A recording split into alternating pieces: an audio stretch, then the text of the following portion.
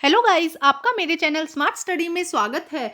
आज हम शिक्षा निदेशालय की तरफ से दी जाने वाली कार्यपत्रक नंबर 34 करेंगे, जो कि क्लास 6 की है और विषय है सामाजिक विज्ञान। ये वर्कशीट 18 नवंबर 2021 की है। तो आइए शुरू करते हैं आज की वर्कशीट। उप विषय सरकार के प्रकार।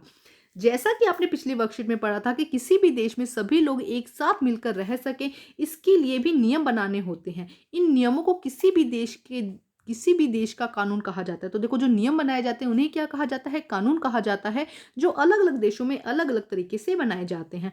किसी भी देश में कानून बनाने और पालन करवाने की जिम्मेवारी सरकार की होती है। तो जो कानून बनाए गए हैं उनको उनको नियमों को पालन करवाना, ये काम किसका होता है? सरकार का होता है।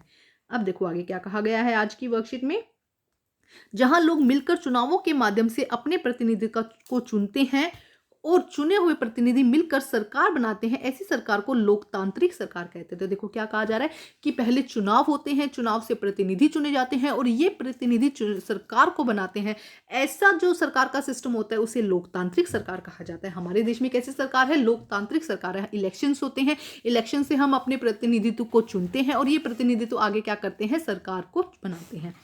चुनी हुई सरकार एक निश्चित समय के लिए लोगों के लिए काम करती है। अब सरकार जो चुनी जाती है वो कुछ टाइम के लिए, 5 साल के लिए, 3 साल के लिए, फिक्स टाइम के लिए चुनी जाती है और उसके बाद फिर इलेक्शंस होते हैं और फिर नई सरकार चुनी जाती है। सरकार के किए हुए कार्यों के विषय में लोग जानकारी ले सकते हैं। अब देखो, ऐसा नहीं है कि सरकार ने जो काम कर दिया सीधा बस वो कर दिया।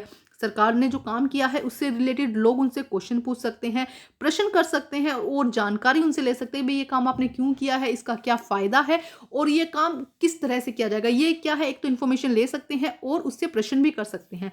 इन कार्यों को करने के लिए सरकार के पास कुछ कुछ अधिकार और शक्तियों के रूप में होते हैं। तो अब कुछ काम करवाना है तो इसके लिए उनके पास कुछ क्या होंगी? शक्तियां होंगी। देश के लोगों के बीच समन्वय बनाने के लिए सरकार नियम बनाती है। अब यहाँ पे कि सरकार को नियम या कानून बनाने की जरूरत क्यों है? कि जिससे कि देश के जो लोग हैं आपस में क्या रहे? मिलकर रहें, समन्वय बनाकर रहें, जो लिखित रूप में होते हैं। और ये जो कानून है ये क्या होता है? लिखित रूप में होता है। ये कानून सभी लोगों के बीच समान रूप से लागू होते हैं और ये कानून ऐसे होते हैं जो चाहे अमीर गरीब, किसी भी जाति धर्म लिंग, किसी भी तरह का व्यक्ति हो, सभी के लिए क्या होते हैं? समान होते हैं। तो हमारे देश में जो सरकार है वो कैसी है? लोकतांत्रिक सरकार है। हम वोट करते हैं। वोट मतलब 18 ईयर से जो अबव होते हैं वो क्या करते हैं? वोट करते हैं।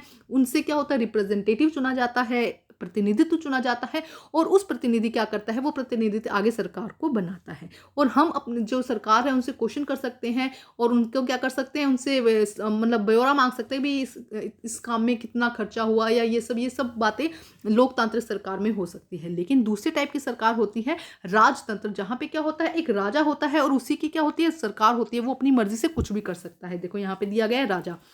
जिस देश में सरकार का चुनाव लोगों द्वारा मिलकर नहीं होता है, सरकार के रूप में सभी निर्णय लेने का अधिकार केवल एक ही व्यक्ति, जैसे कि राजा या रानी को कहा जाता है, के पास होता है। अब एक और तरह की, एक तो सरकार आई लोकतांत्रिक सरकार, एक होता है राजतंत्र, जिसमें क्या होता है? एक राजा होता है, वही क्या करता है? उसे किसी को जवाब देना जरूरी नहीं है। वो पीढ़ी दर पीढ़ी बनते जाते हैं और इसमें कोई चुनाव नहीं होता है। मतलब जैसे कि राजा का बेटा है तो नेक्स्ट कौन राजा बनेगा? राजा का बेटा ही बनेगा। यहाँ पे किसी तरह का चुनाव नहीं होता। कोई राजा को किसी लोगों से मिलकर नहीं, जैसे कि वहाँ पे तो प्रतिनिधि मिलकर क्या कर रहे थे? जो मेन सरकार का चुनाव कर रहे थे और सारे प्रतिनिधि मिलकर क्या करते हैं? कोई डिसीजन लेते हैं। यहाँ पे क्या होता है? सिर्फ एक ही राजा होता है, वो अपना डिसीजन लेता है।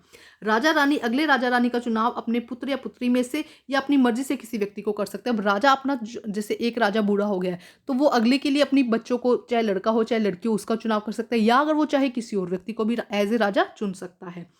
राजा रानी अपने कुछ विश्वास पात्र व्यक्तियों के साथ ही विभिन्न मुद्दों पर चर्चा कर निर्णय करते हैं। तो यहाँ पे कोई कानून नहीं होते हैं। राजा अपना क्या करता है? जो अपने विश्वास पात्र होते हैं, दो चार जो आसपास के लोग होते हैं, दरबारी होते हैं, उनके साथ बैठकर विचार करता है और वहीं पे निर्णय कर देता है। कानून बनाने तथा पालन करने की जिम्मेवारी सिर्फ राजा या रानी की होती है।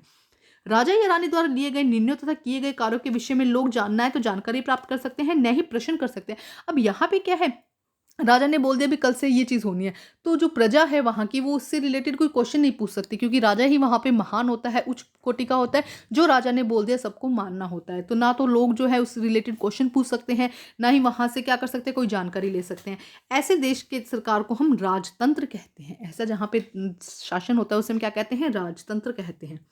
अब आज की वर्कशीट में एक क्वेश्चन दिया गया है। देखो, आप अपने देश में कैसी सरकार पसंद करेंगे, लोकतांत्रिक सरकार या राजतंत्र? कोई 2 कारण बताइए। तो आप कैसी सरकार पसंद करेंगे? देखो, लोकतांत्रिक या राजतंत्र तो बिल्कुल भी नहीं, कि अगर राजतंत्र आ गया तो राजा अपनी मर्ज़ी से कुछ भी करवा सकता है ना, तो राजतंत्र तो हम पसंद नहीं करेंगे। लेकिन लोकतांत्रिक सरकार हमें पसंद है, क्यों? क्योंकि वो जनता द्वारा और जनता के लिए शासन है। क्या है? जनता का, जनता द्वारा और जनता के लिए शासन, मतलब खुद अपना प्रतिनिधित्व चुनते हैं, कुछ मौलिक अधिकार दिए जाते हैं और हमारे लिए सरकार जो है वो जवाबदेही होती है। तो आइए देखते हैं इसका आंसर। मैं लोकतांत्रिक सरकार को प्राथमिकता दूँगा या दूँगी, जैसा भी आप आंसर देना चाहते हैं। तो मैं क्या चाहती हूँ, लोकतांत्रिक सरकार को प्राथमिकता दूँगी। क्यों? लोगों में लोकतंत्र में क्या होता है, एक तो लोगों में मौलिक अधिकार होते हैं। लोगों को क्या दिए जाते हैं? लोगों के मौलिक अधिकार होते हैं। लोग जानकारी प्राप्त कर सकते हैं और सरकार द्वारा किए गए कार्यों के बारे में प्रश्न कर सकते हैं, भई आपने ऐसा क्यों किया और इसका क्या फ़ायदा है, क्या नुकसान है, इससे रिलेटेड क्वेश्चंस कर सकते हैं। और लोगों को जानकारी प्राप्त होनी चाहिए भी ऐसा-ऐसा काम होने वाला है। और इसके साथ-साथ लोगों के पास क्या होते हैं, अपने खुद के मौलिक अधिकार होते हैं, जिनका लोगों को पालन करना होता है। तो ये थी हमारी आज की वर्कशीट। वर्कशीट को कंप्लीट करके अपने टीचर से चेक करवाइए और प्लीज़ मेरे चैनल को लाइक कीजिए, सब्सक्राइब कीजिए और शेयर कीजिए। Thank you guys.